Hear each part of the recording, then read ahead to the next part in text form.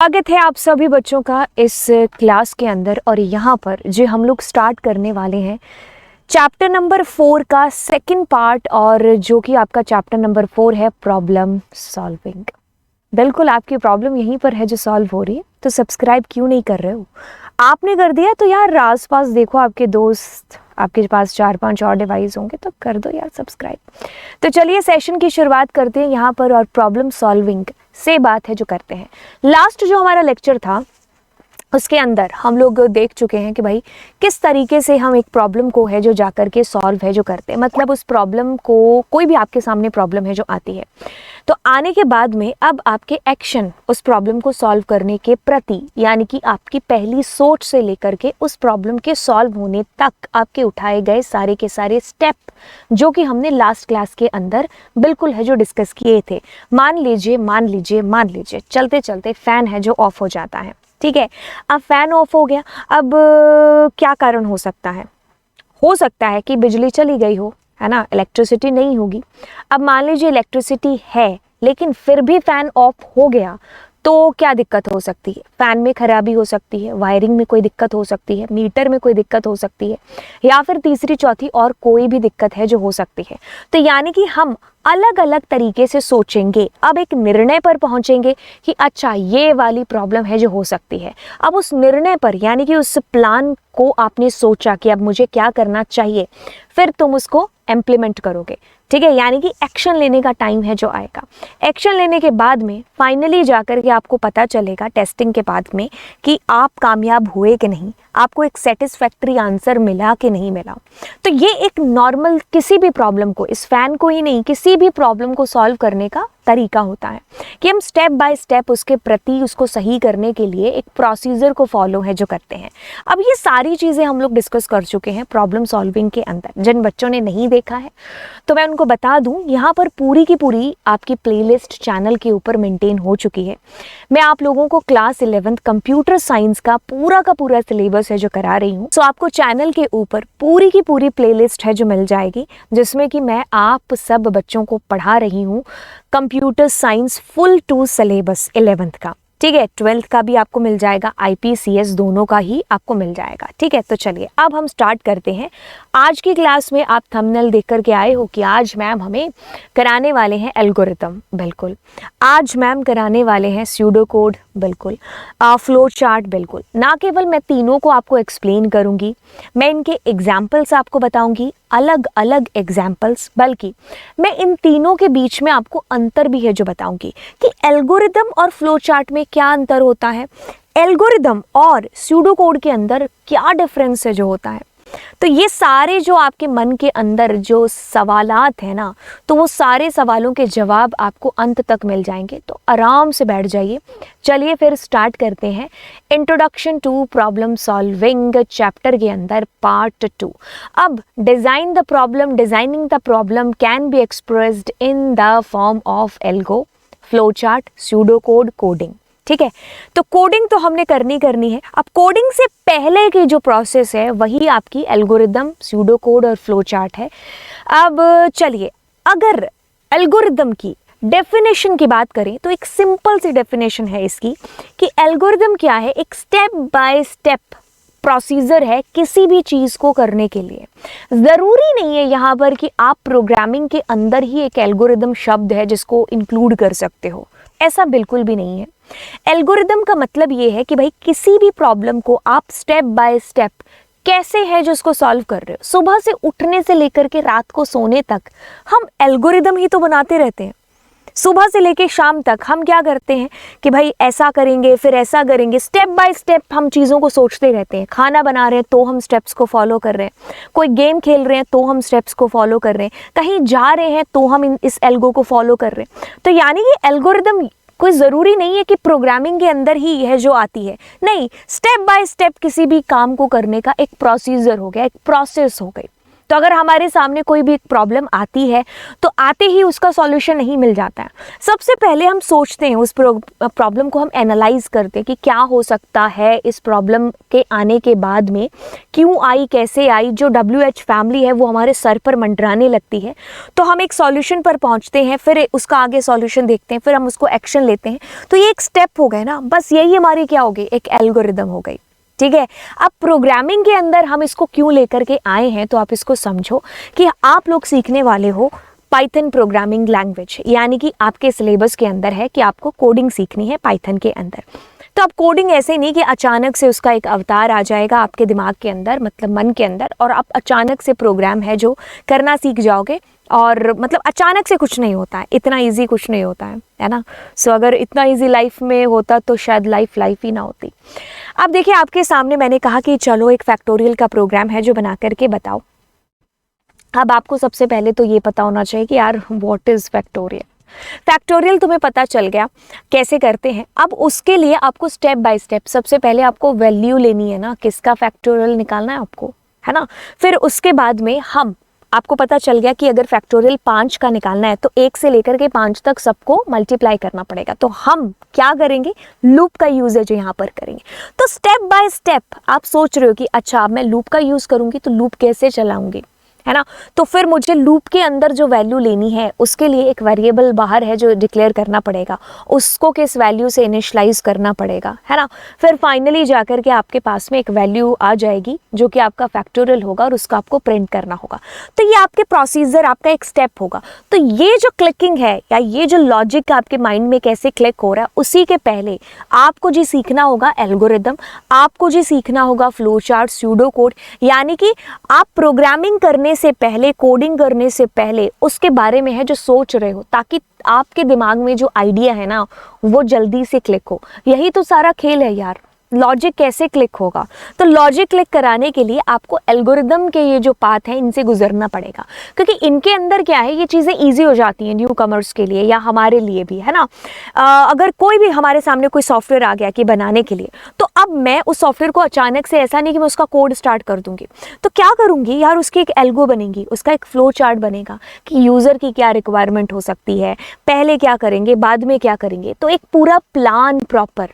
तो फिर हम आते हैं कोडिंग वाले पोर्शन के ऊपर, ठीक है। तो यहाँ पर आप जितना इसके ऊपर दिमाग लगाओगे ना कि आगे क्या होगा स्टेप के अंदर, फिर क्या करेंगे, तो उतना ही आपके लिए इजी होगा जब आप कोडिंग एक्चुअली में सीखोगे। कोडिंग के अंदर तो आप एक लैंग्वेज के एक रूल्स के दायरे के अंदर आ जाओगे, आपको उसके रूल्स सीखने पड़ेंगे पाइथन के, फिर जाकर के आप उसकी कोडिंग है जो करोगे। कोडिंग पर भी आपको सिंटैक्स पर भी ध्यान देना पड़ेगा, लॉजिक पर भी है जो ध्यान देना पड़ेगा। यहाँ पर सिंटैक्स नहीं है, आप अपनी भाषा में लिखो। एल्गोरिदम में कोई खास ऐसे कोई लंबे चौड़े रूल नहीं है कि अच्छा आपने ये कर दिया। इसमें आपको नंबर भी अच्छा आसानी से है जो मिल जाएंगे। तो हम अपनी भाषा का यूज़ है जो इसके अंदर करेंगे, ठीक है। अपनी भाषा का यूज़ करते हुए हमें सिर्फ और सिर्फ लॉजिक पर, स्टेप्स पर है जो ध्यान देना है। तो ये हमारे लिए एक बहुत ही ईजी टास्क है या ईजी चीज़ है जो हो जाती है। सो इसमें आपको कोई रूल नहीं सीखना पड़ेगा, कोई हार्ड एंड फास्ट कोई ऐसा रूल नहीं है। आपको बस जो है एक बार अगर समझ में आ गया ना, मतलब थोड़ी बहुत अगर आपको चीज़ें इसमें आ गई समझ में, तो यानी कि आप किसी भी प्रोग्राम का एल्गो है जो आप लिख सकते हो। आपको सिंपल प्रोग्राम्स के एल्गो बता दी, अब बस बात हो जाएगी लॉजिक की कि आप स्टेप बाय स्टेप। तो स्टेप बाय स्टेप सोचना आपके लिए बहुत ही फायदेमंद है, जो कारगर साबित होगा प्रोग्रामिंग करने से पहले। तो आपको ये चीज़ समझ में आ गई कि what is algorithm. Step by step हम नॉर्मल बेसिक इंग्लिश के अंदर स्टेप 1 लिखेंगे कि हम स्टार्ट हो रहे हैं, स्टेप 2 हम वेरिएबल में वैल्यू लेंगे, स्टेप 3 वो काम जिसको एक्चुअली में करने के लिए आए हैं, फिर स्टेप 3 हम उसको प्रिंट कराएंगे, स्टेप 4 हम फाइनली जाकर के उसको क्लोज कर देंगे। एक नॉर्मल से प्रोग्राम की एल्गो मैंने आपको यहाँ पर बताई है, ठीक है। N algorithm is a plan for solving a problem, ठीक है। किसी भी प्रॉब्लम को सॉल्व करने के लिए एक प्रॉपर जो आपका प्लान है ना, स्टेप बाय स्टेप, वही आपकी एक एल्गोरिदम है। मैंने बोला ना, प्रोग्रामिंग के अंदर ही नहीं, हर जगह हम एल्गोरिदम है जिसका हम यूज़ कर रहे हैं, ठीक है। अब देखिए यहाँ पर एक एल्गो हम यहाँ पर बड़ी स्पाइसी सी, बड़ी टेस्टी सी, बड़ी यम्मी सी एल्गोरिदम यहाँ पर बनाते हैं। मुंह में पानी आ जाएगा कई बच्चों के जो भूखे होंगे और जिनको ये मैगी नूडल्स अच्छे भी लगते होंगे।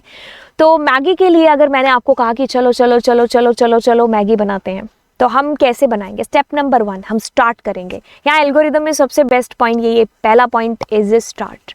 अब क्या करेंगे, सोचो पहला स्टेप क्या होगा, ठीक है। पैन विद वाटर हम पानी है जो पैन के अंदर है जो डालेंगे। अब क्या करेंगे, उसको हम बर्नर के ऊपर रख देंगे। ठीक है, बर्नर पर रखने से क्या होगा, बन जाएगी नहीं, अरे भाई उसको ऑन भी तो करना पड़ेगा ना, है ना, हमें जो है उसको स्टार्ट भी तो करना पड़ेगा। अब स्टार्ट करने के बाद में हम उसके अंदर क्या बन जाएगी नहीं, हमें उसके अंदर मैगी है डालनी पड़ेगी, मैगी मसाला है जो हमें उसके अंदर डालना पड़ेगा। अब डालते बन जाएगी नहीं, हमें उसको कुछ टाइम कुछ वक्त है जो हमें उसको देना पड़ेगा। ठीक है, कुछ टाइम के बाद में जब वो एकदम से बॉईल हो जाएगी, फिर उसके बाद में हम जो है ऑफ कर देंगे हमारे जो है गैस को, है ना। उसके बाद हम क्या करेंगे, निकाल लेंगे और बस स्पून से फिर खाना स्टार्ट कर देंगे, मतलब प्लेट के अंदर निकालेंगे, है ना, और फिर हम उसको जो है गरम गरम खा लेंगे। और ये हमारे सारे के सारे स्टेप हो गए। और फाइनली जो हमारा स्टेप होगा इसके अंदर वो होगा कुछ बिल्कुल स्टॉप का। तो स्टार्ट कहाँ से हुए एंड फिर हम फाइनली जा कर के, मतलब स्टार्ट होना एंड फाइनली स्टॉप होना। अब इसके अंदर एक चीज़ आप देखो, जितने भी स्टेप आप लोगों ने देखे, क्या इसमें से एक भी स्टेप तुम मिस कर सकते थे क्या? नहीं, बिल्कुल भी नहीं। अगर मैं मान लो मैंने यही स्टेप मिस कर देती तो फिर बना ही क्या रहे थे, मतलब मेन काम तो यही था ना। अगर मैं यही कर देती तो क्या होता भाई, है ना। सो यानी कि एक एक स्टेप उसका बड़ा इंपॉर्टेंट है। जैसे तुम सुबह स्कूल जा रहे हो, है ना, तो स्कूल जाने के लिए क्या है, सुबह उठ रहे हो, ब्रश कर रहे हो, नहा रहे हो, उसके बाद में ब्रेकफास्ट कर रहे हो, अपने बैग को पैक कर रहे हो। तो इसमें से एक भी काम अगर मिस कर दिया तो सारा का सारा मतलब तुम्हारी एल्गो ही रॉन्ग हो गई ना इसके अंदर। अगर मैंने इसके अंदर अपना जो है अब उसको 2 मिनट तक बॉईल ही नहीं किया तो फिर एल्गो ही मेरी बेकार हो गई। तो यानी कि हमें हमारे जो स्टेप्स हैं एल्गोरिदम के, उसके ऊपर बहुत अच्छे से ध्यान देना होगा। एक एक स्टेप को हमें ध्यान देना है। अगर मान लीजिए आउटपुट हमें वो फाइनली नहीं मिल रहा है तो हम फिर दोबारा आएंगे अपनी एल्गो को सही करने के लिए। ठीक है, तो एल्गोरिदम यानी कि स्टेप बाय स्टेप एक प्रोसेस हो गई, एक वेल डिफाइंड प्रोसेस हो गई, एक प्लान हो गया किसी भी काम को करने के लिए, उसको प्रॉब्लम को सॉल्व करने के लिए। ठीक है, तो ये हमारी एल्गोरिदम हो गई। अब आपको इसका थ्योरेटिकल पोर्शन समझ में आ गया ना। अब मैं आपको बताती हूँ फ्लो चार्ट, क्योंकि अक्सर बच्चों को दोनों के बीच में थोड़ा सा डिफरेंस है जो पता नहीं चलता है। तो यहाँ पर मैं आपको दोनों एक साथ बनाना बताऊंगी। तो यानी कि हम सेम का एल्गो बनाएंगे और सेम हम फ्लो चार्ट बनाएंगे, ताकि जिससे आपको ये चीज़ पता चले, मतलब एक्चुअली में आपको जो है मतलब चीज़ जो समझाना चाह रहे हैं वो चीज़ आप तक है जो पहुंचे। अब देखिए, आपने एल्गो बनाया, दैट्स कूल। आपने उसको सिंपल इंग्लिश भाषा के अंदर है जो लिखा, जैसा भी आपको आ रहा है, इसमें कोई आपके कोई ग्रामर वगैरह चेक नहीं होगा। ठीक है, आपको सिंपल जो है उसके अंदर जो है लिखना है। ठीक है, आपने लिख दिया एल्गो। अब उसी एल्गो को एक पिक्टोरियल फॉर्म के अंदर दर्शाना, यानी कि ग्राफिकल फॉर्म के अंदर उसको दर्शाना, कुछ डायग्राम, कुछ डिजाइंस का यूज करके, कुछ सिंबल्स का यूज करके उसको बताना इज कॉल्ड आपका फ्लो चार्ट। तो यानी कि जो चीजें आपने स्टेप बाय स्टेप इंग्लिश के अंदर जो लिखी थी, किसमें, एल्गोरिदम के अंदर, अब उसी चीज को आप फ्लो चार्ट के थ्रू है जो बता रहे हो, उसका ग्राफिकल रिप्रेजेंटेशन कर रहे हो, पिक्टोरियल व्यू है जो उस एल्गोरिदम का आप शो कर रहे हो। तो इसके लिए कुछ सेट ऑफ रूल्स, कुछ सेट ऑफ जो आपको सिंबल्स हैं उनका यूज है जो करना पड़ेगा। अब हर सिंबल का एक अलग यूज है जो यहाँ पर होगा। अब ऐसे नहीं कि कुछ भी डायग्राम बना करके आ जाओगे तो तुम्हें नंबर है जो मिल जाएंगे, नहीं। एल्गो को जो है एल्गो के अंदर फिर भी आपको मिल जाएंगे, लेकिन यहाँ पर आपको नहीं मिलेंगे। तो आपको सिंबल्स याद रखने होंगे। वैसे एक चीज़ बताएं, सिंबल्स याद करना कुछ भी टफ नहीं है, लेकिन अगर आपने एक बार सीख लिया ना तो आपको फ्लो चार्ट ज़्यादा ईजी लगेगा बजाय कि एल्गोरिदम से। तो इसमें देखो, अगर स्टार्ट करना है आपको एल्गो को, तो आप इस ऐसे जो है ऐसे राउंड वाला साइन है उसको आप लगाएंगे। इनपुट के लिए आप कुछ इस तरीके से टेढ़ा सा है जो लगाएंगे, टेढ़े वाला। ठीक है, फिर प्रोसेसिंग के लिए हम इस रेक्टेंगुलर बॉक्स का यूज़ करेंगे। डिसीजन के लिए हम इस डायमंड बॉक्स का यूज़ करेंगे जब हम इफ कंडीशन वगैरह का यूज़ करेंगे। वैसे बहुत सारे हैं सिंबल्स की, अगर हम बात करें फ्लो चार्ट के अंदर, अगर आप गूगल करोगे फ्लो चार्ट सिंबल्स तो आपको बहुत सारे दिखेंगे। आपके सिलेबस के अंदर, आपके सिलेबस के अकॉर्डिंग बस आपको कुछ एक ही देखने हैं, जो कि ये हैं। ठीक है, फ्लो लाइन्स यानी कि एक डायग्राम से दूसरे डायग्राम तक पहुंचने के लिए फ्लो डायग्राम। ठीक है, तो फ्लो लाइंस यानी कि सड़कें नहीं होती हैं क्या, एक शहर से दूसरे शहर तक जाने के लिए सड़क, तो एक तरीके से ये सड़क है। अब कनेक्टर्स का बेसिकली यूज यहाँ पर सिर्फ इतना सा होता है, अब हमें एक डायग्राम से दूसरे डायग्राम पर जाना होता है तब हम इसका यूज करते हैं। तो बेसिकली ऐसा होता है कि कई बार आप देख करके थोड़ा अचंभित हो गए होंगे कि यार अचानक से ऐसा क्या हो गया, जादू चलती क्लास के बीच में, ब्लैक से पिंक, यही तो जादू है। अब देखिए क्या होगा कि एक पेज पर आपने एक फ्लो डायग्राम बनाया, वहाँ पर पूरा नहीं बना। ठीक है, अब आप दूसरे पेज पर बना रहे हो तो उसके लिए हमारे कनेक्टर्स यूज़ होते हैं। तो यानी कि एक फ्लो डायग्राम जो आधा है उसको नेक्स्ट पेज पर जोड़ने के लिए। तो यहाँ पर कुछ हम ऐसे लिख देंगे और फिर कुछ हम ऐसे कर देंगे, मतलब कनेक्टर एक से दूसरे तक जोड़ने के लिए, ठीक है। ओके, सो अब हम दोनों के बीच में एक अंतर है जो देख लेते हैं, फ्लो चार्ट और एल्गोरिदम के बीच में। फिर मैं आपको एल्गोरिदम जो बताऊंगी उसी के साथ का फ्लो चार्ट भी है जो मैं आपको बताऊंगी, ठीक है, कि कैसे हम बना सकते हैं। तो बहुत ईजी है। प्रोग्रामिंग करने से पहले अगर आपने इसको अच्छे से कर लिया ना तो आपके लिए प्रोग्रामिंग भी है जो ईजी हो जाएगी। चलिए सबसे पहले आते हैं यहाँ पर फ्लो चार्ट के ऊपर। फ्लो चार्ट है जी एक ग्राफिकल रिप्रेजेंटेशन, ठीक है, वही चीज़ का जो आपने एल्गो जिसकी बनाई है उसी का ही ग्राफिकल रिप्रेजेंटेशन है, उन्हीं स्टेप्स का। जैसे आप कह लो कि आपको मैं एक स्टोरी है जो लिख करके दूं एक पेज के ऊपर, ठीक है, और फिर बजाय कि उस स्टोरी के मैं उसको आपको फोटोज़ के थ्रू है जो समझाऊं, तो बस ये वो फोटो वाला जो चीज़ है ना ग्राफिकल, तो वही हमारा फ्लो चार्ट है। Flow chart is a graphical representation of steps a program takes to process data.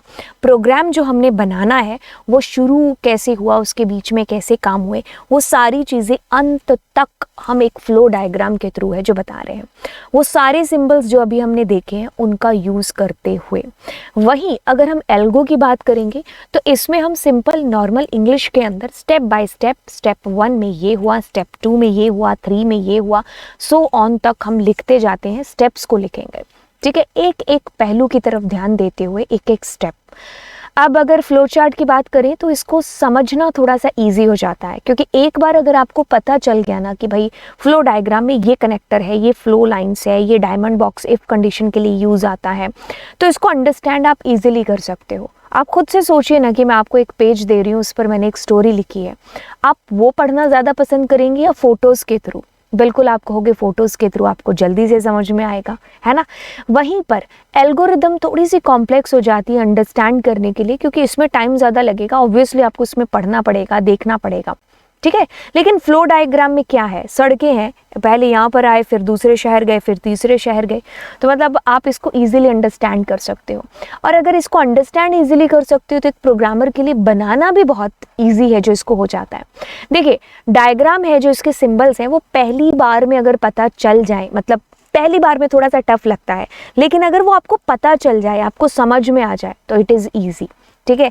वही एल्गोरिदम की बात कर लें तो हाँ देखो, टफ वैसे दोनों ही नहीं है, लेकिन आप कंपेयर कर रहे हो तो कंपैरेटिवली फ्लो चार्ट से थोड़ा सा ज़्यादा टफ कह सकते हो एल्गोरिदम को। लेकिन अपने एक्सपीरियंस से बताएं तो दोनों में कोई खासा ऐसे अंतर नहीं है। एक में आप डायग्राम बना रहे हो, दूसरे में आप उसको स्टेप बाय स्टेप खाली लिख रहे हो, ठीक है। हाँ लिखने में थोड़ा सा आता है कि हाँ थोड़ा सा टफ लगता है, बाकी फ्लो डायग्राम से वो चीज़ें ईजी हो जाती है और आपको एक कॉन्फिडेंस भी होता है कि ये बिल्कुल सही है या गलत है, ठीक है। आपने या तो सही बनाया या गलत बनाया, तो ये आपको कॉन्फिडेंस होता है यहाँ पर, क्योंकि अगर आप को सिम्बल्स अच्छे से पता है और आपको पता है कि भाई स्टेप्स क्या होने वाले हैं तो फिर वो सही होगा, ठीक है। तो ये वाला डिफरेंस। आगे हम कहेंगे फ्लो चार्ट के अंदर एक स्पेसिफिक सिंबल है जो या फिर शेप्स हैं उनका यूज़ है जो होता है, ठीक है। आप यूं ही कुछ भी सिंबल्स नहीं लिख सकते हैं, हर सिंबल का एक स्पेसिफिकली यूज़ होता है। एल्गोरिदम प्लेन टेक्स्ट का यूज़ करके हम लिखते हैं, ठीक है। फ्लो चार्ट को डीबग करना थोड़ा सा टफ होता है। समझे इस चीज़ को, डिबगिंग क्या होती है। डिबगिंग का मतलब होता है कि मान लीजिए आपने एक फ्लो चार्ट बना दिया, अब उसका डिज़ायरेबल आउटपुट आपको नहीं मिल रहा है या फिर उसमें कोई भी XYZ दिक्कत है जो आ गई, अब उसको डीबग करना, ठीक है, वो थोड़ा सा टफ होगा किसके अंदर, फ्लो चार्ट के अंदर। जैसे डीबग को मैं एक बहुत आम और सीधी भाषा में अगर समझाऊं तो हमारी जो मम्मी है वो मान लीजिए सब्जी बनाती है, तो मम्मी अब सब्जी बनाती है तो सब्जी को थोड़ा सा चख करके नहीं देखती कि यार नमक ज़्यादा है या कम है। अगर मान लीजिए नमक उनको थोड़ा सा कम लगता है तो क्या करेंगे, उसको डीबग करेंगे, यानी कि और नमक है जो इसके अंदर डालेंगे। तो यानी कि जो चेक करके देखना था वो क्या था, वो एक टेस्टिंग थी कि हम टेस्ट कर रहे हैं कि वो एक्सपेक्टेड जो मैंने की थी सब्जी बनाना, क्या उतना मतलब उतनी अच्छी सब्जी बन पाई है कि नहीं बन पाई है, क्या उसमें कोई कमी तो नहीं है। तो वो हो गया टेस्टिंग। अब उसमें कोई कमी निकली, उसको दोबारा से ठीक करना इज कॉल्ड डिबगिंग। तो यानी कि आपने एक फ्लो चार्ट बनाया, अब वो आपके एक्सपेक्टेड आउटपुट से मैच नहीं करता, उसमें कोई ना कोई दिक्कत आ गई तो उसको डीबग जब करेंगे ना तो फ्लो चार्ट में थोड़ा सा टफ हो जाएगा। आप खुद से सोचिए, एक डायग्राम आपने जो है बनाया, अब उसको फिर आपको थोड़ा सा टफ लगेगा। बट अगर वहीं पर मैं एल्गोरिदम की बात करूंगी, जैसे मैंने इसमें एल्गोरिदम गलत लिख दिया तो इसको मैं कट करके या रब करके मैं इसको दोबारा लिख सकती हूँ। कोई स्टेप बीच में रह रहा है तो इन दोनों के बीच में लिख सकती हूँ। तो यहाँ पर डिबगिंग थोड़ी सी ईजी हो जाती है एज कंपैरिजन हमारे फ्लो चार्ट से। ठीक है, फ्लो चार्ट में डिबगिंग का मामला थोड़ा सा टफ कह सकते हो। द फ्लो चार्ट, हाँ, फ्लो चार्ट के अंदर हमें रूल्स और रेगुलेशंस फॉलो करने होते हैं। ठीक है, हम रूल्स और रेगुलेशंस को फॉलो करते हुए ही एक प्रॉपर सिंबल जो है, मान लो डायमंड है तो डायमंड, दैट मीन्स कि मुझे इफ कंडीशन ही लगानी है। ठीक है, वो टेढ़े वाले बॉक्स है तो यानी कि मुझे इनपुट या आउटपुट के लिए ही है जो यूज़ करना है। तो हर एक सिंबल का एक स्पेसिफिक यूज़ है यहाँ पर, और रूल्स और रेगुलेशन के दायरे में रहते हुए ही हम फ्लो चार्ट बनाते हैं। लेकिन एल्गो की जब भी बात आती है तो इसमें कोई हार्ड एंड फास्ट कोई रूल है जो आपका यूज़ नहीं होता है। आप इसको एक सिंपल नॉर्मल इंग्लिश में बना सकते हो। ठीक है, तो ये एक डिफरेंस हो गया दोनों के बीच में। अब हम चलते हैं अगले पड़ाव पर, और यहाँ पर जितने प्रोग्राम्स करेंगे उनके साथ साथ उनकी एल्गोरिदम प्लस हम यहाँ पर उनका फ्लो डायग्राम है जो बनाना सीखेंगे। तो सबसे पहले क्या होगा, इसमें स्टार्ट होगा और स्टॉप होगा। अब हम देखते हैं program, design an algorithm to add 2 numbers. बहुत ही बेसिक सा है, 2 नंबर्स को ऐड करना आपने। आप क्या करोगे, डिक्लेयर करोगे। तो पाइथन की अगर बात करेंगे तो दोनों चीज़ें एक साथ हो जाएंगी, वैल्यू डेफिनेशन और उसका डिक्लेरेशन। ठीक है, ऐड करेंगे हम दोनों ही नंबर्स को, और उसके बाद में हम उसको किसी सी के अंदर स्टोर करते हुए और उसको प्रिंट कर देंगे। आप इन दोनों लाइनों को सेम भी लिख सकते थे एक के अंदर ही। ठीक है, अब आप ऐड करते वक्त ही उसको प्रिंट भी करा सकते थे। तो ऐसा नहीं कि आपको कि एज इट इज़ जैसे मैंने लिखा आपको वैसे ही एल्गो बनाने, ऐसा कुछ भी नहीं है। आप इसको अपनी आम भाषा के अंदर भी है जो बना सकते हो। डिक्लेयर की जगह यू कैन राइट की रीड 3 नंबर्स या read 3 integers A, B and C, X, Y, Z आप ले सकते थे। अब जैसे आपने स्टार्ट किया तो स्टार्ट के लिए एक स्पेशल सिंबल होगा हमारे फ्लो चार्ट के अंदर। ठीक है, राउंड वाली शेप, यानी कि आप स्टार्ट कर चुके हो। अब हम यहाँ पर फ्लो लाइन से आगे वाली चीज़ की तरफ बढ़ेंगे जहाँ पर हमें वैल्यूज़ को एक्सेप्ट करना है। ए और बी में हमें वैल्यूज़ हैं जो लेनी है, ताकि हम उन दोनों को क्या कर सकें, जोड़ सकें। दोनों को हमने जोड़ दिया। अब जोड़ने के बाद हमें उनको प्रिंट भी तो कराना है, उनके रिजल्ट को। रिजल्ट प्रिंट हो गया तो यानी कि आपका काम हो गया, काम हो गया तो यानी कि यहीं पर हम स्टॉप कर जाएंगे। तो आप एक चीज़ देखो, स्टार्ट एंड स्टॉप। ठीक है, तो ये इस कदर इस प्रकार से हमने एक बहुत ही नॉर्मल सा एक एल्गो और उसका फ्लो चार्ट है जो बनाया है। अब मान लीजिए आपको एरिया ऑफ रेक्टेंगल फाइंड करने के लिए मिल जाए, तो ऑब्वियसली हम क्या करेंगे, स्टार्ट करेंगे एंड स्टॉप करेंगे। अब एरिया को फाइंड करना है तो आपके पास लेंथ और ब्रेड्थ होनी चाहिए। एल और बी के अंदर आपने स्टोर किया, एल और बी को आपने मल्टीप्लाई करके उसको प्रिंट करा दिया। ये चीज़ करेंगे। नॉर्मली आप सोचो कि मुझे एरिया ऑफ रेक्टेंगल फाइंड करना, मैथ्स के अंदर सोचो तो आप सोचोगे कि मुझे लेंथ ब्रेड्थ पता होनी चाहिए। तो वही चीज़ आप यूज़र से रीड कर लोगे। रीड करने के बाद में आपको दोनों को मल्टीप्लाई करा करके उनको प्रिंट कराना है। तो हम यहाँ पर स्टार्ट करेंगे, फ्लो लाइन आगे बढ़ाएंगे। एल और बी दोनों की वैल्यू, यानी कि लेंथ और ब्रेड्थ दोनों की वैल्यूज़ को एक्सेप्ट करेंगे। लेंथ और ब्रेड्थ को दोनों को मल्टीप्लाई करेंगे एंड उसके बाद इनका रिजल्ट प्रिंट कराते हुए हम स्टॉप कर जाएंगे। बहुत सिंपल भाषा के अंदर ये चीज़ हो रही है। आई होप ये चीज़ आपको समझ में आ रही होगी। अब एक एल्गो डिज़ाइन करनी है और एक फ्लो चार्ट भी है जो आपको डिज़ाइन करना है। कहता है कि to find the simple interest. Simple interest के लिए सबसे पहले you should know the formula, है ना। जैसे लेंथ और ब्रेड्थ वाला फॉर्मूला पता होना था आपको, तो आपने कर दिया। अब यहाँ पर भी फॉर्मूला पता होना चाहिए। तीनों चीज़ें आप रीड करोगे यूज़र से। आप जो है मल्टीप्लाई करोगे PRT अपॉन 100, तो मल्टीप्लाई SI को आप प्रिंट करा करके स्टार्ट हुए थे स्टॉप हो जाओगे। ठीक है, ओके। अब क्या करेंगे, स्टार्ट करेंगे। स्टार्ट करने के बाद में तीनों चीज़ें PRT, ठीक है, प्रिंसिपल, रेट और टाइम, हम यूज़र से एक्सेप्ट करेंगे। अब फ्लो लाइन आगे बढ़ाएंगे, फॉर्मूला पुट करेंगे, प्रिंट कराएंगे जो रिजल्ट होगा और फाइनली स्टॉप कर जाएंगे। सो दिस इज हमारा क्या बन गया, एक फ्लो डायग्राम है जो यहाँ पर बन गया और साथ ही साथ एल्गो भी हमने बना ली। अब एक एल्गोरिदम बनाते हैं जिसमें हमें ये चेक करना है कि एलिजिबिलिटी चेक करनी है कि बेसिकली कि वोट देने के लिए एलिजिबल हो कि नहीं हो। ठीक है, अब हम स्टार्ट कर रहे हैं और बिल्कुल स्टॉप, ये दोनों स्टेप पक्के हो गए। हम एज नाम का एक वेरिएबल है जो लेते हैं, उसके अंदर वैल्यू को स्टोर कराते हैं। ठीक है, अब हम यहाँ पर चेक करते हैं। ठीक है, चेक करेंगे कि अगर 18 या 18 से ज़्यादा है तो हम स्टेप 4 पर मूव कर जाएं, और स्टेप 4 पर मूव करने पर क्या होगा, यस एलिजिबल है वोट देने के लिए। अगर फॉल्स होता है तो हम कहाँ पर मूव करेंगे, स्टेप नंबर 6 पर, स्टेप नंबर 5 के ऊपर, और कहेंगे कि यस नहीं, वोट देने के लिए एलिजिबल नहीं है। और यहाँ पर देखिए, अगर देखो थोड़ा सा इसको रब करके पहले यहीं से बताते, एलिजिबल बता दिया, और यहाँ से तुम्हें जो है यहाँ पर मूव करना है, ठीक है। यानी कि उस केस में ये 5 नंबर स्टेप नहीं चलेगा जब ये कंडीशन ट्रू होगी, ठीक है। अब मान लीजिए ये कंडीशन फॉल्स होती है, उस केस में क्या होगा, उस केस में स्टेप नंबर 5 पर पहुंचोगे, 5 के बाद 6 चलेगा।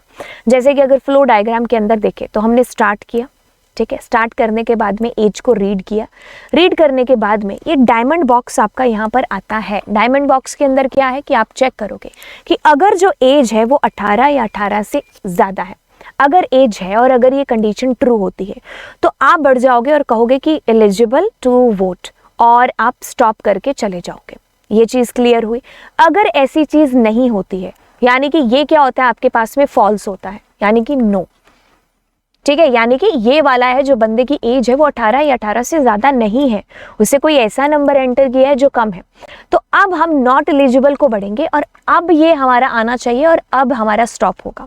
आपको ये चीज़ समझ में आई कि हमने अगर यहाँ पर जो ये वाला डायमंड बॉक्स है, अगर ये फॉल्स होता है तो हम नो वाले बॉक्स में जाएंगे, नॉट एलिजिबल कह के आगे बढ़ जाएंगे।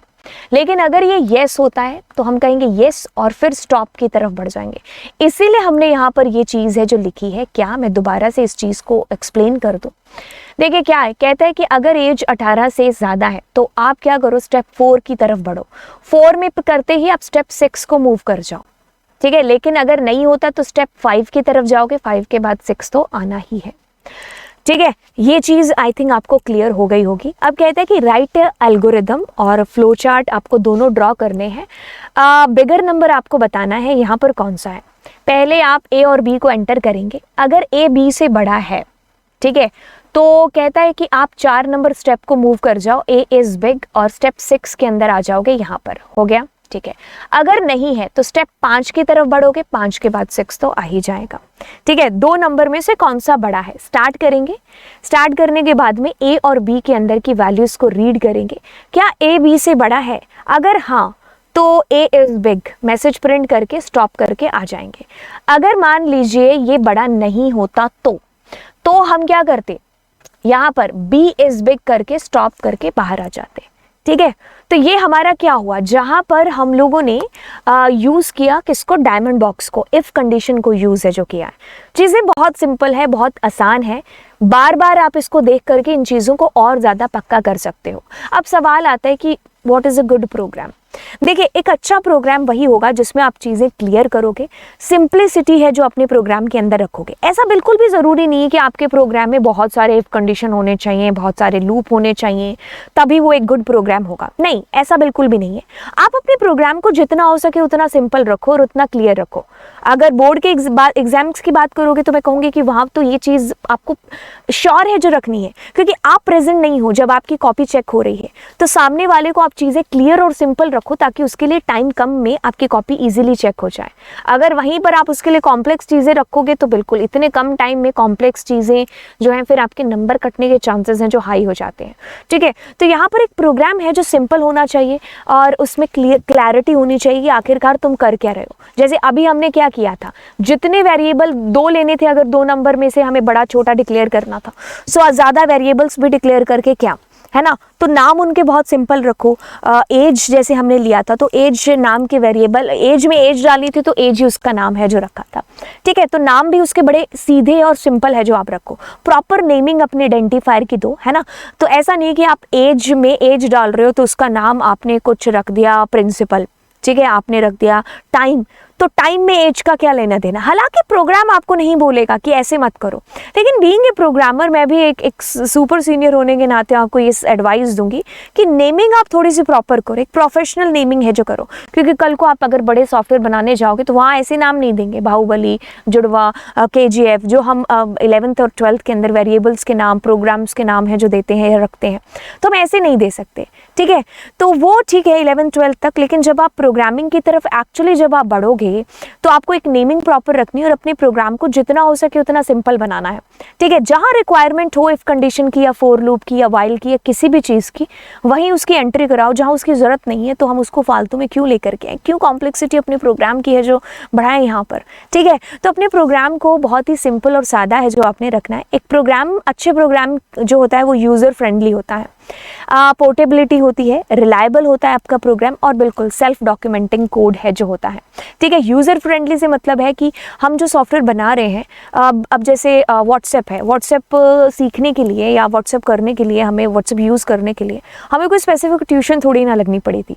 या फिर अगर मैं पबजी की बात करूँ तो मुझे कोई ट्यूशन थोड़ी ना जाना पड़ा था। वो क्या था, एक यूज़र फ्रेंडली इन्वायरमेंट दिया कि हम ईजिली उसको सीख पाए, है ना। पोर्टेबिलिटी यानी कि एक जगह से दूसरी जगह हम उसको ले जा भी है जो सकें। किसी भी प्रोग्राम की बात करते हो, ऐसा नहीं हो कि जिस डिवाइस में आपने उसको बनाया हम वहीं पर उसको रखें, तो एक जगह से दूसरी जगह भी हम उसको ले जा सकें, ठीक है। रिलायबल ऑफ कोर्स होना चाहिए। अगर आप कोई पासवर्ड से रिलेटेड बना रहे हो, ठीक है, तो आपको कुछ ऐसे रखना है कि भाई पासवर्ड हाइड भी रहे। हाँ, एज से रिलेटेड हो रहा है कि जहाँ पर कोई ऐसा डेटा है, फ़ोन नंबर या किसी का एड्रेस, एज है, ऐसी चीज़ें हैं, तो वो भी हमें थोड़ी सी सिक्योर रखनी होगी ताकि यूज़र आपके सॉफ्टवेयर पर, आपके प्रोग्राम पर विश्वास है जो कर सके, ठीक है। सेल्फ डॉक्यूमेंटिंग होना चाहिए, बिल्कुल सेल्फ डॉक्यूमेंटिंग कि आपने खुद ने बनाया हुआ होना चाहिए। ऐसा नहीं है कि किसी चौथे पांचवे का आपने उसको कॉपी कर दिया और फिर आप जो है, नहीं, ऐसा नहीं करना। हमें उसको खुद से है जो बनाना है, ठीक है। हाँ, आइडिया आप ले सकते हो किसी और का, अगर आपको मिल गया तो थोड़ा सा आप उसके आइडिया ले लिया आपने, दैट्स फाइन, बट ऐसा नहीं कि आप उसको जो है बिल्कुल ही कॉपी पेस्ट कर दो। तो बी इनोवेटिव, है ना। तो अपना खुद का जो आइडिया है उसको लेकर के आओ, खुद अपने जो है कोड को खुद से डॉक्यूमेंट है जो करो, एंड किसी की कॉपी मत करो, ठीक है। एंड अब हम बढ़ते हैं आगे स्यूडो कोड की तरफ। स्यूडो कोड क्या चीज़ है, अभी देखिए, आपने एल्गोरिदम देखा, आपने फ्लो चार्ट देखा। एल्गोरिदम में क्या था, स्टेप बाय स्टेप आप एक एक करके चीज़ों को लिखते जा रहे थे। यहाँ पर भी कुछ ऐसे ही होगा। यहाँ पर हम स्टेप्स फॉलो नहीं करेंगे, यहाँ पर हम, मतलब ये ना तो प्रोग्राम है ना तो एल्गोरिदम है। एल्गोरिदम भी क्या था, वो प्रोग्राम नहीं थी, ठीक है। प्रोग्राम से पहले एक खांचा तैयार कर रहे थे, स्टेप 1, स्टेप 2, स्टेप 3 लिख करके। सूडो कोड में भी यही चीज़ें होने वाली हैं, लेकिन सूडो कोड के अंदर क्या चीज़ें होने वाली है कि जैसे आपका बहुत ही कॉम्प्लेक्स सा प्रोग्राम है, ठीक है, जैसे एल्गोरिदम के अंदर होता है, ठीक है। आपका प्रोग्राम है, अब आप उसके बारे में सोच रहे हो कि भाई मुझे उस प्रोग्राम को कैसे कैसे करूँ। जैसे मैंने आपको कहा फैक्टोरियल बना दीजिए, ठीक है। अब ये कॉम्प्लेक्स सी चीज़ आपके सामने आ गई, आप उसके बारे में अब सोचोगे, तो सोच करके ऑफ कोर्स आपका पेन है जो चलेगा एक पेपर के ऊपर, तो आप वहाँ पर जो है एक उसका रफली एक आइडिया जो बनाना है, बस वही हमारा क्या हो जाता है, स्यूडो कोड हो जाता है, ठीक है। बात करोगे अगर स्यूडो कोड की, और सो देखिए अब इन दोनों के बीच में अंतर की अगर हम बात करेंगे तो आपको वैसे अंतर समझ में आ जाएगा जब आप इसकी डेफिनेशन पढ़ोगे सूडो कोड की। सूडो कोड के अंदर क्या होता है कि मैंने कहा ना कि ये ना तो प्रोग्रामिंग है ना ये एल्गोरिदम है, तो ये क्या है, एक इनफॉर्मल सी प्रोग्रामिंग हो गई। तो मतलब कहने का कि यहाँ आप एक पेज के ऊपर नॉर्मली एक रफली हम आइडिया नहीं लेते हैं क्या, जैसे मैंने फटाफट से फॉर लूप लगाया तो ऐसे ऐसे करेंगे, तो यहाँ कोई आपके ऊपर हार्ड एंड फास्ट कोई सिंटेक्स नहीं आपको फॉलो करना है, वो ऐसे करना होता तो फिर वो हमारा प्रोग्राम ना हो जाता। तो मतलब हम प्रोग्रामिंग का उसमें यूज कर रहे हैं, मतलब इसमें कोई स्टेप्स भी नहीं आपके फॉलो हो रहे। तो pseudo code is something like that, जैसे आपको मैंने ये दिखाया था, ठीक है। तो ये इस तरीके से आपका बनेगा। अभी एग्जांपल आपको दिखाऊंगी कि मतलब क्या है, मैं फॉर लूप ऐसे यूज कर रही हूँ यहाँ पर, एक सेकेंड, मैं फॉर लूप यूज कर रही हूँ, मैंने इफ डिविजिबल, मतलब ये प्रोग्राम भी नहीं है ना ही ये एल्गोरिदम है, ठीक है। एक इनफॉर्मल सा आप कह लो कि हो गया, मतलब इनफॉर्मल तरीके से आपने प्रोग्रामिंग ही लिखी है, लेकिन आपने कोई सिंटेक्स या फिर आपने कोई रूल रेगुलेशन जो है लैंग्वेज का उसको फॉलो नहीं किया है, बस आप एक रफली आइडिया ले रहे हो कि उस प्रोग्राम को हम कैसे करने वाले हैं, ठीक है। सो कहता है कि it is use for creating an outline और एक rough draft of a program. बिल्कुल एक रफली आइडिया, एक रफली हम एक आउटलाइन तैयार कर रहे हैं उस प्रोग्राम की कि हम उसके अंदर करने के वाले हैं। जैसे मैंने कहा कि तुम जो है बनाओ कुछ इस तरीके से, ये हमारे प्रोग्राम नहीं होते क्या, ये पैटर्न वाले है ना, तो मैंने तुम्हें कहा कि ये पैटर्न वाला जो कोड है ये तुम बनाओ, ठीक है। तो पैटर्न वाले के लिए आप क्या करो, एक रफली सा आइडिया नहीं लेंगे कि हम कॉपी के ऊपर, बस वही चीज़ है, उसकी एक आउटलाइन तैयार करेंगे, मतलब वो प्रोग्राम नहीं है बट एक आइडिया हो गया, जाके मुझसे देख करके फिर कोड है जो कर पाए, ठीक है। Pseudo code is not an actual programming language, बिल्कुल कोई एक्चुअली कोई प्रोग्रामिंग लैंग्वेज नहीं है, ठीक है। So it can not be compiled बिल्कुल इसको कंपाइल कैसे कर सकते हैं, हम इसको एग्जीक्यूट नहीं कर सकते, 1000 हमारी एरर्स क्रिएट हो जाएंगी। तो ये कोड नहीं है, ठीक है, लेकिन हाँ कोड कैसे हमने करना है उसका एक आउटलाइन, उसका एक रफ आइडिया आपके पास में हो जाएगा, ठीक है। इट यूजेज शॉर्ट टर्म और इंग्लिश, ये इंग्लिश में भी नहीं, किसी भी लैंग्वेज में आप उसका जो है बना सकते हो, ठीक है। मतलब किसी भी लैंग्वेज के अंदर आप उसका एक रफली आइडिया, अपनी लैंग्वेज अपनी भाषा के अंदर, ठीक है। सिंपल आप इंग्लिश का भी यूज़ कर सकते हो, मतलब इसमें स्टेप बाय स्टेप नहीं होगा, लेकिन हम प्रोग्राम कैसे करने वाले हैं उसका एक रफली आइडिया होगा यहाँ पर, ठीक है। So language syntax is to write code for programs before it is actually converted into a specific programming language. हमारी एक स्पेसिफिक प्रोग्रामिंग लैंग्वेज में उसको कन्वर्ट करने से पहले का एक जो है कोड है जिसमें कोई भी सिंटैक्स यूज़ नहीं हो रहा है, एक रफली आइडिया, एक आउटलाइन, जो कि हम पहली लाइन से आपको बोलते हुए आ रहे हैं, ठीक है। In pseudo code you don't have to think about semicolon, curly brackets या फिर किसी भी तरीके का कोई भी ऐसा सिंटैक्स जो हम उस कोर प्रोग्रामिंग लैंग्वेज के अंदर यूज़ करते हैं। सो यहाँ पर क्या है कि हम सिर्फ और सिर्फ क्या करने वाले हैं, ठीक है, हम अब उस प्रोग्राम के अंदर उसका एक रफली सा आइडिया हो जाता है। तो यानी कि जैसे अगर मैंने यहाँ पर कुछ ऐसे करना है कि भाई पास और फेल का एक प्रोग्राम बनाना है, तो मैंने एक सूडो कोड लिखा कि अगर स्टूडेंट के मार्क्स है जो इस तरीके से आते तो प्रिंट कर दो ये, एल्स प्रिंट कर दो ये, ठीक है। तो यानी कि अब सूडो कोड ऐसा है कि भाई हम जो है प्रॉपर एक लैंग्वेज का सिंटैक्स ना यूज़ करते हुए हम एक रफली आइडिया है जो ले रहे हैं, ठीक है।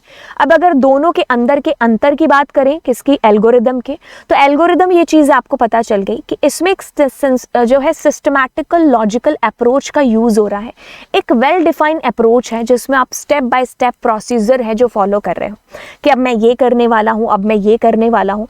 इसमें कोई प्रॉपर आपने सिंटैक्स वगैरह का कुछ भी इसमें आपने यूज़ नहीं किया, अब स्टेप बाय स्टेप उस प्रॉब्लम को सॉल्व कर रहे हो, ठीक है। एल्गोरिदम ऐसा नहीं है कि प्रोग्रामिंग से ही रिलेटेड है, मैंने कहा ना सुबह से लेके शाम तक हमारी जो है डेली लाइफ में एल्गो यूज हो रही है। सूडो कोड क्या हो गया, अब सूडो कोड एक प्रोग्रामिंग वर्जन हो गया, ठीक है। यानी कि ये प्रोग्राम भी नहीं है और ये एल्गो भी नहीं है, एक बीच का एक रफली आइडिया हो गया उस प्रोग्राम को करने का। It is simpler version of programming code in plain English which uses short phrases to write code for a program before it is implemented in a specific programming language। उस specific programming language के अंदर convert करने से पहले उस code का एक roughly idea is called a pseudocode।